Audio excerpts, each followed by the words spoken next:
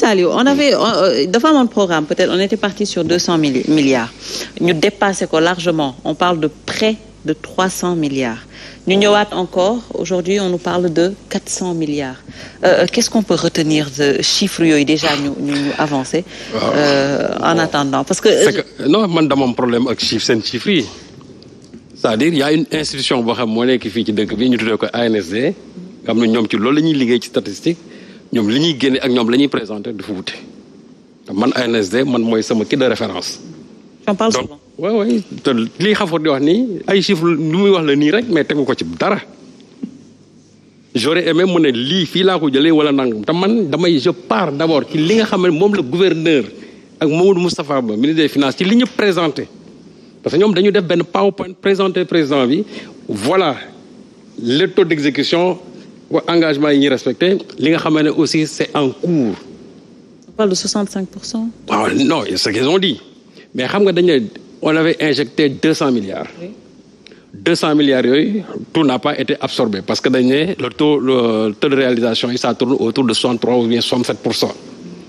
mais ci biir ñoom seen présentation yi dañ ne hors engagement il y a combien 112 milliards yoo xam ne duggaat na hors engagement moo tax bii Guèye di wax léegi sax ma ne ko non ça fait plus de 300 milliards ci li ñu wax waaw mais imaginez loolu ñu ne 300 milliards lañ fa dugal te loolu c'est de 2015 jusqu'à aujourd'hui mais loolu kay dafa war a am benn incidence sur le taux de pauvreté or boo xoolee l'incidence de pauvreté dafa yokk parce que dafa yokk de 1 point parce que aujourd'hui nous en sommes à 68,2% de l'incidence de la pauvreté c'est-à-dire que finalement milliards yooyu amul benn impact positif parce que c'est pour sortir Sédhiou de la pauvreté donc loolu c'est un problème beneen problème bi mu am te loolu je l'ai dit récemment ci sunu benn émission fii à la Sen TV mais quand xam nga ki wax na problème dag yi léegi mais dagu CFA bi le gouverneur qui fait sa présentation il dit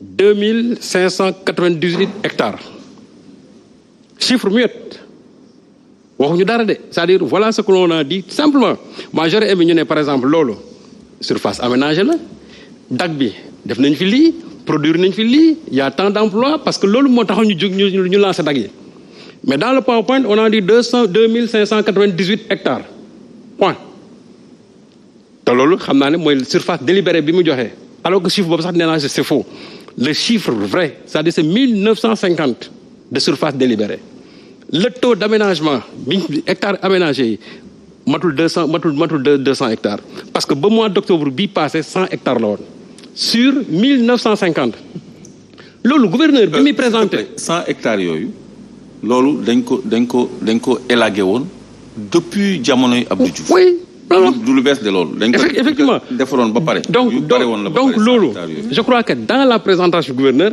ça aurait été bien mu ne dagu CFA bi lii lañ fa am surface délibérée lii lañ fa aménager lii lañ fa produire lii lañ fa am comme emploi parce que dag yi bi ñu koy instituer c'était pour régler le problème de l'emploi or ce DAC-là ne fonctionne pas loolu mooy dëgg la preuve dans la présentation du gouverneur à la fin lu ñu wax relance du DAC lu ñu relancer mooy lu taxaw ça signifie que DAC bi doxul et ça on devait le dire le gouverneur ne l'a pas dit il a dit 2598 hectares point barre alors que absolument rien n'a été produit là-bas sinon on nous l'aurait présenté beneen affaire bi ñu ne li ñu produire ci ceeb on a dit ñaata ceeb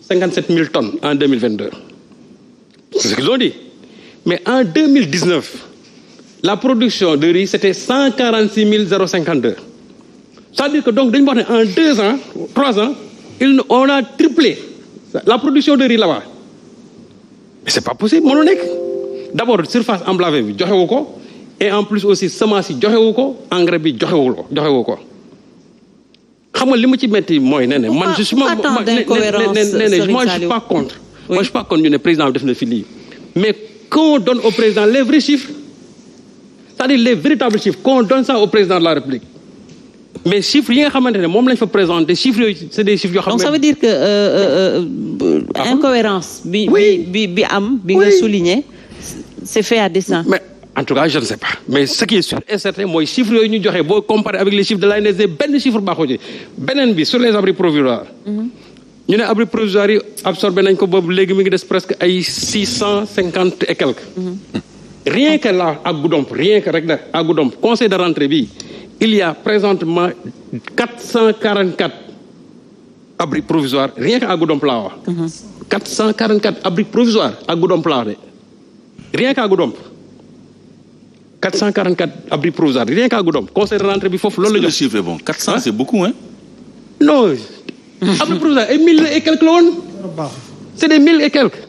Les guignols, 1000, on l'a absorbé, bombe de 658. Ce qui n'est pas vrai. Parce que rien qu'à Goudomp, présentement, la fin est 440. Donc, beaucoup les 658 bi Goudomp, joxuma Bunkiling, joxuma encore Sédhiou.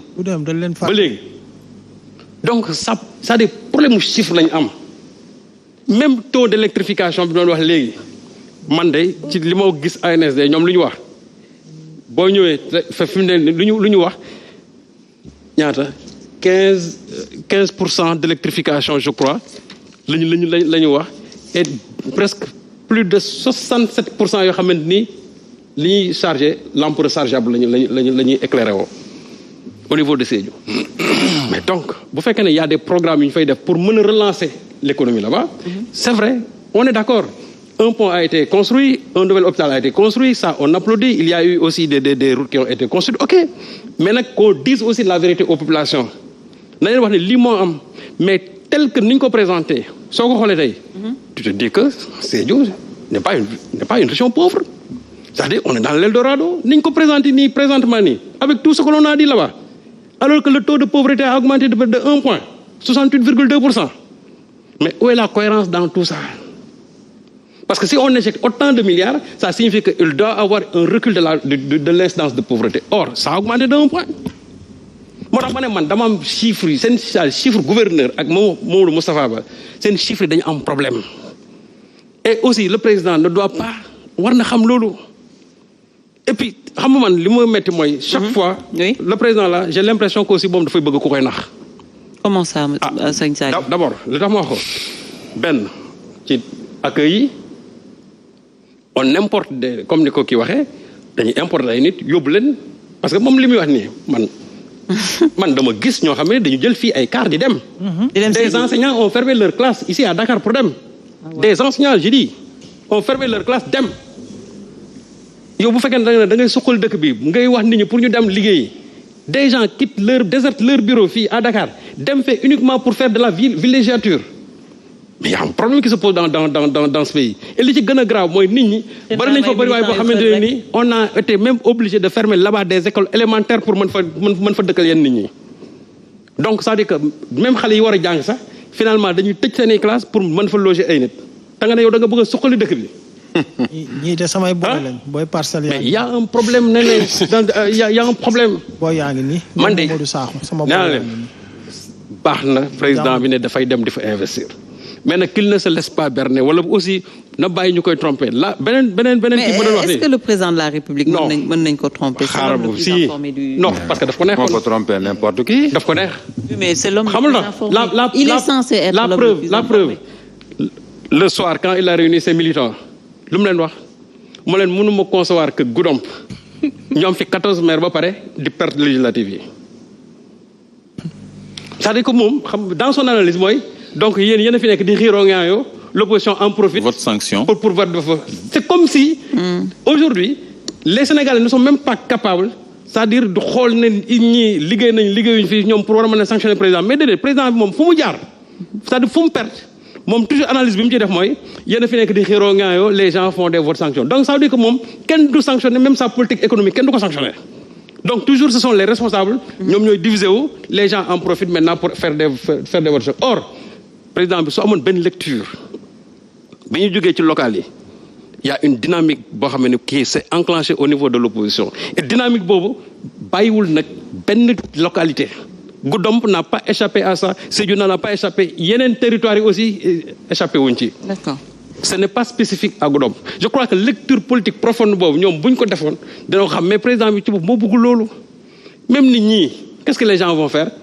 Président, aérodrome Diendé ñu boucher trou yëpp maintenant dans les médias on va dire le président a fait 2 heures 3 heures de temps pour arriver en ville c'est-à-dire pour ñu war ñu rek ne y a tellement une masse compacte boo xam ne qui empêche au président est-ce que le président a besoin de ça quelqu'un qui dans